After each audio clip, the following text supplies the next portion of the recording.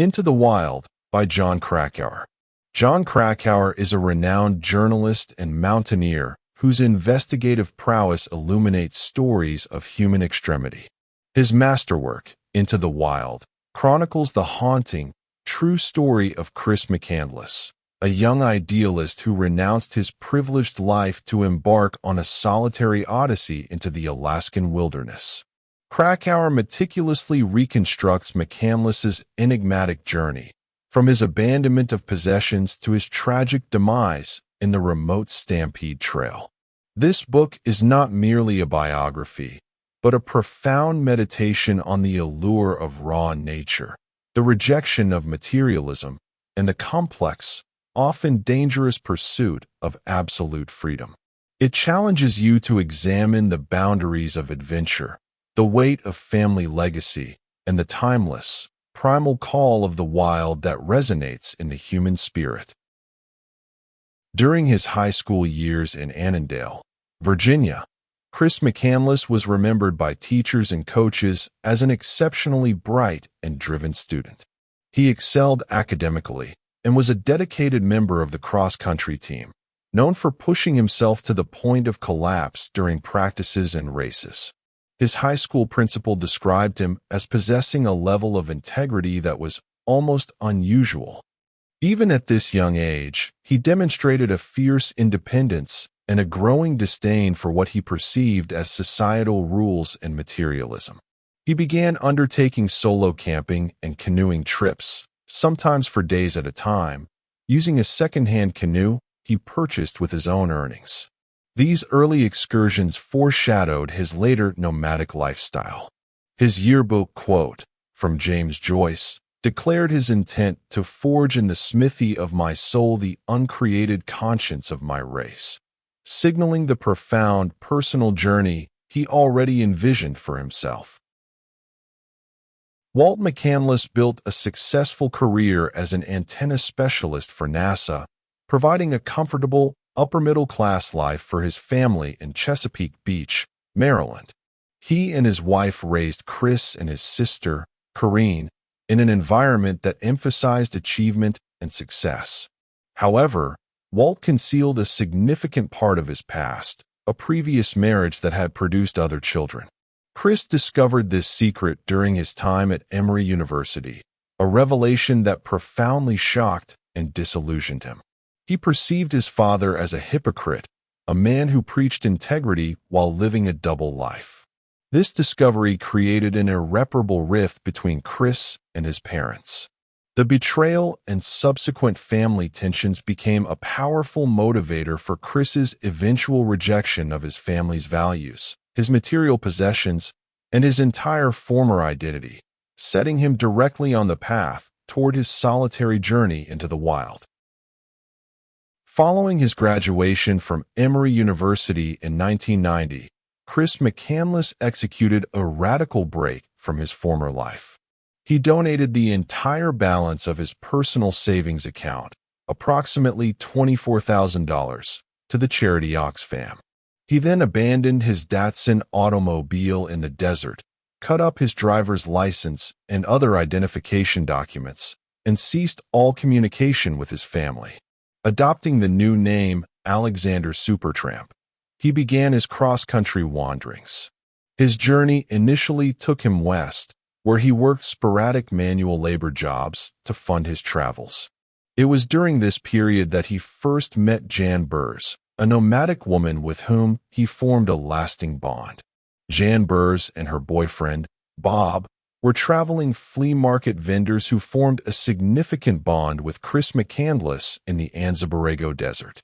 They first encountered him at a California flea market, noting his earnest and intelligent demeanor. He traveled with them for a period, and Jan developed an almost maternal affection for him, staying in touch through letters for 2 years. McCandless confided in her about his family troubles and his overarching philosophy of life. He last visited them in the summer of 1991. In Carthage, South Dakota, was Wayne Westerberg, a grain elevator operator who became one of Chris McCandless's most significant acquaintances. He described hiring the young man, who went by Alex, and being immediately struck by his exceptional intelligence and incredible work ethic that earned Westerberg's deep respect. McCandless was willing to labor tirelessly at any task. However, Westerberg also noted his fierce independent streak and a pronounced aversion to being given rules or orders. He needed to feel completely free. Their relationship grew beyond employment into genuine friendship, marked by long conversations where McCandless articulated his disdain for materialism and the hypocrisy he saw in mainstream society. He spoke passionately about his desire for a raw, unfiltered existence. This period of stability ended abruptly when Westerberg faced legal charges for satellite piracy, prompting McCandless to move on. Before his departure, McCandless confided his ambitious plan to travel to Alaska and live off the land, promising Westerberg he would return in the fall. In a gesture of friendship and concern, Westerberg gave him practical parting gifts, a set of old rubber boots and a knife. Westerberg received a final letter from McCandless, postmarked from Alaska, which would be the last communication anyone received from him before his body was discovered in the wilderness. After leaving South Dakota, Chris McCandless purchased a second-hand canoe with the ambitious plan to paddle down the Colorado River to the Gulf of California. His journey took a dramatic turn in Detrital Wash, Arizona, where a sudden flash flood caught his canoe, nearly drowning him and forcing him to abandon the vessel. Using a United States Geological Survey topographical map, he continued his journey south on foot. He made an illegal entry into Mexico by paddling through a remote irrigation canal, eventually reaching the Gulf of California. There, he lived off the land, fishing and hunting, experiencing what he described as a sense of ultimate freedom. However, he later decided to return to the United States. The return journey proved extremely difficult. He lost his way and nearly starved before being detained by the United States Border Patrol. After his release, he continued his nomadic travels northward, moving toward his ultimate destination of Alaska. Following his return from Mexico, Chris McCandless established a temporary life in Bullhead City, Arizona, residing in a trailer park. In an ironic twist for someone who rejected materialism, he secured employment at a local McDonald's restaurant, still steadfastly using his adopted name, Alex. This period of relative stability, however, was short-lived. The monotonous routine of a conventional job and settled life quickly chafed against his fiercely independent nature and his philosophical disdain for the trappings of modern society. The comfort and predictability of Bullhead City ultimately sharpened his yearning for raw, unfiltered experience. His decision to leave for Alaska crystallized during this time, representing a final, definitive break from a world he viewed as corrupt and soul-crushing. He abandoned his job, gathered what he deemed essential supplies for his Alaskan odyssey, and departed Bullhead City. With minimal possessions and unwavering determination, he began hitchhiking north, drawn irresistibly toward the vast, challenging wilderness of Alaska and the final, fateful stage of his journey. In Fairbanks, Alaska, for McCandless's final preparations before entering the wilderness, he purchased a used Remington semi-automatic rifle and a large bag of rice. He also acquired a used copy of Tanana Plant Lore, a book detailing edible plants in the region. During this time, he mailed postcards to friends, including Jan Burrs and Wayne Westerberg, expressing his excitement about finally embarking on his Alaskan odyssey. He told them it would be the greatest adventure of his life. He was last seen by a local electrician, Jim Gallion, who gave him a ride to the Stampede Trail. Jim Gallion, a union electrician and seasoned hunter, provides a ride to the hitchhiker calling himself Alex.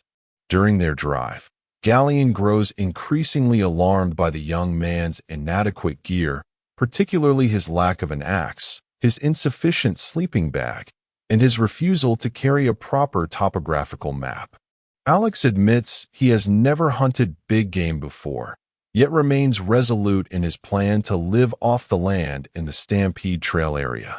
Despite Galleon's persistent attempts to warn him of the dangers of river crossings and starvation, Alex remains determined.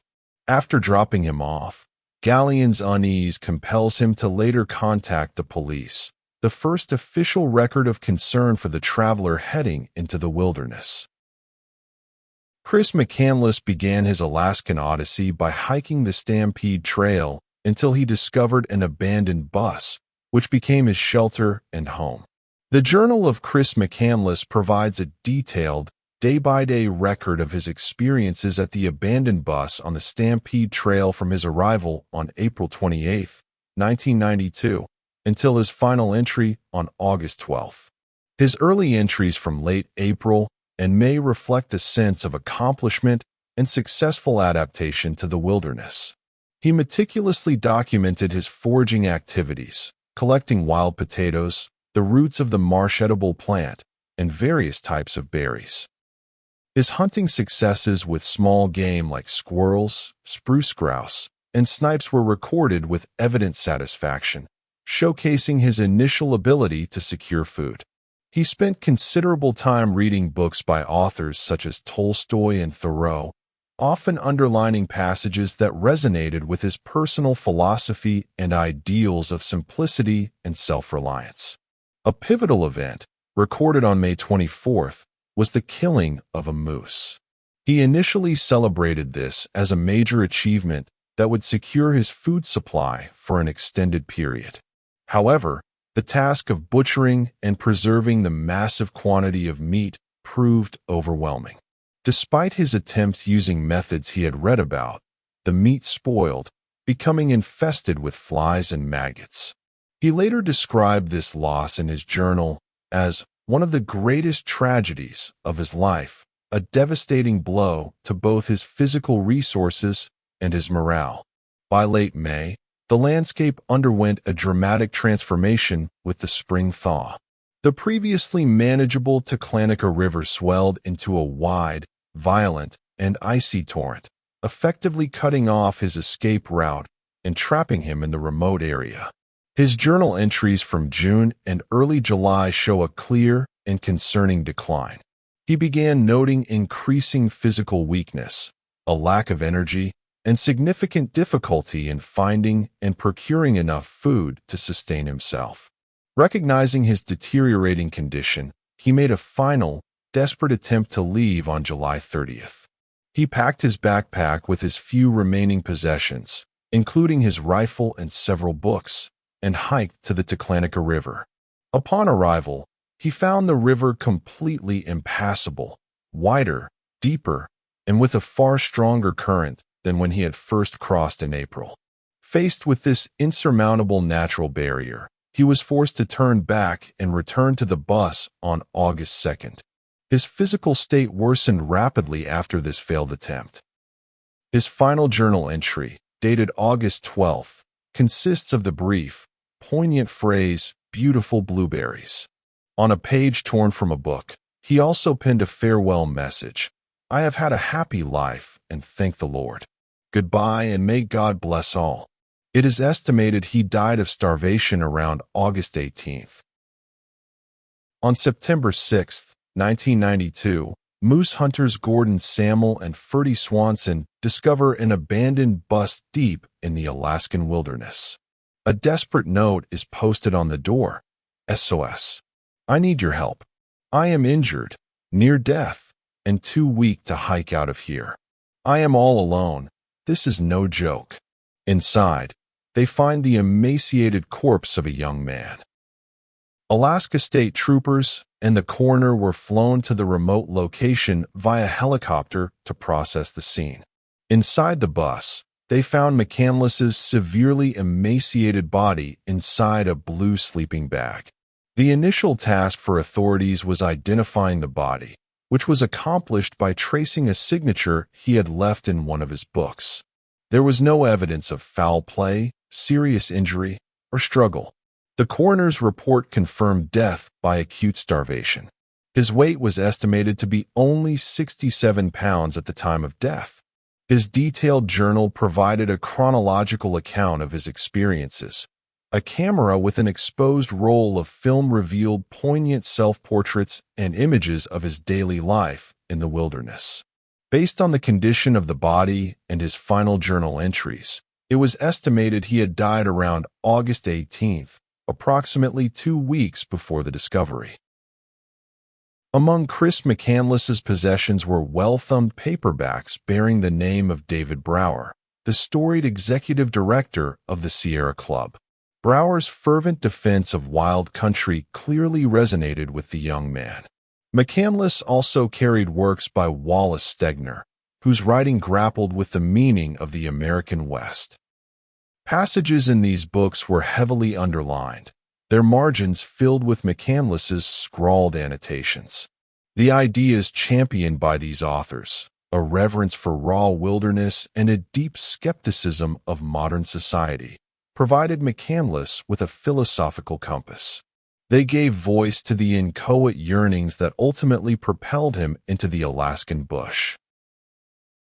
Westerberg was contacted by authorities to identify McCandless's body, a task that left him with a profound sense of loss and a lingering reflection on the young man's fierce independence and tragic end. Jan Burrs deeply regretted not persuading him more strongly to abandon his Alaskan plans, feeling a profound sense of loss for the young man she had come to care for so deeply. The abandoned bus on the Stampede Trail became a destination for pilgrims inspired by Chris McCandless's story. His family, including his sister Corrine, visited the site to understand his final days. The bus was later removed by Alaska authorities due to safety concerns after numerous rescues were required for visitors attempting the difficult journey.